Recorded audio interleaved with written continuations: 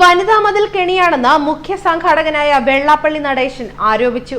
മതിൽ ഗംഭീര വിജയമായിരുന്നെങ്കിലും അതിന്റെ തൊട്ടടുത്ത ദിവസം പോലീസ് യുവതികളെ മല കയറ്റിയതോടെ മതിൽ കെണിയായി മാറിയെന്നും പൊളിഞ്ഞെന്നും അദ്ദേഹം വ്യക്തമാക്കി. ശബരിമല വിഷയത്തിൽ BJPക്ക് അവസരം മുതലെടുക്കാനായി. അത് അവരുടെ നേട്ടമാണ്. എന്നാൽ ലോക്സഭാ തിരഞ്ഞെടുപ്പ് വരെ കൂടെയുള്ളവരിൽ ആരൊക്കെ കൊഴിഞ്ഞു പോകും, ആരൊക്കെ കൂടെ നിൽക്കുമെന്ന് ഇപ്പോൾ പറയാനാകില്ല.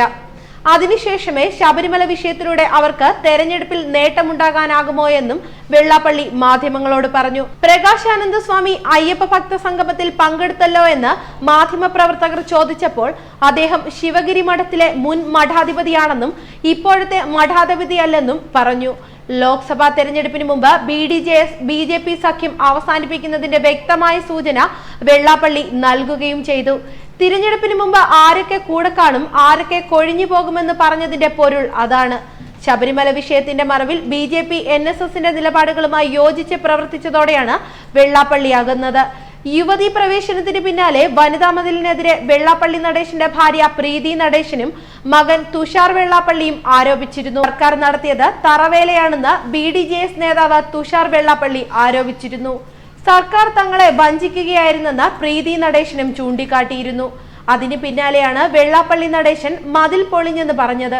അതേസമയം സർക്കാരിനെ പൂർണ്ണമായും തള്ളിക്കളയാനും അദ്ദേഹം തയ്യാറായില്ല എന്നത് ശ്രദ്ധേയമാണ്. മുഖ്യമന്ത്രിയെ അദ്ദേഹത്തിന്റെ ഉപദേശകർ വഴിതെറ്റിക്കുന്നുവെന്ന് വെള്ളാപ്പള്ളി തുറന്നടിക്കുകയും ചെയ്തു. ശബരിമല കോടതി വിധിയിൽ സർക്കാർ പെട്ടുപോയതാണെന്നും ചൂണ്ടിക്കാട്ടി. നാമജപം നല്ലതാണെന്നും അത് രാഷ്ട്രീയമായി ഉപയോഗിക്കുന്നതിനോട് യോജിപ്പില്ലെന്നും വെള്ളാപ്പള്ളി വ്യക്തമാക്കി. NSSന്റെ നേതൃത്വത്തിലാണ് നാമജപം തുടങ്ങിയത്. അത് BJP ഏറ്റെടുത്തതോടെ അക്രമം ഉണ്ടായി. തുടർന്നാണ് വെള്ളാപ്പള്ളി രംഗത്തെത്തിയത്. സർക്കാരിന് മുന്നിൽ മറ്റു മാർഗമില്ലെന്ന് എല്ലാവർക്കും അറിയാം. എന്നിട്ടും പലരും രാഷ്ട്രീയ മുതലെടുപ്പ് നടത്തുകയാണ്. പ്രതിപക്ഷ നേതാവ് രമേശ് ചെന്നിത്തലയും ഇതിൽ ഒട്ടും പിന്നിലല്ലെന്നും വെള്ളാപ്പള്ളി ആരോപിച്ചിരുന്നു.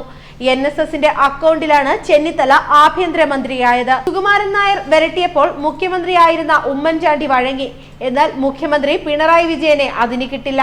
അതുകൊണ്ടാണ് അദ്ദേഹത്തിനെതിരെ എല്ലാവരും തിരിഞ്ഞിരിക്കുന്നതെന്നും വെള്ളാപ്പള്ളി ആരോപിച്ചു.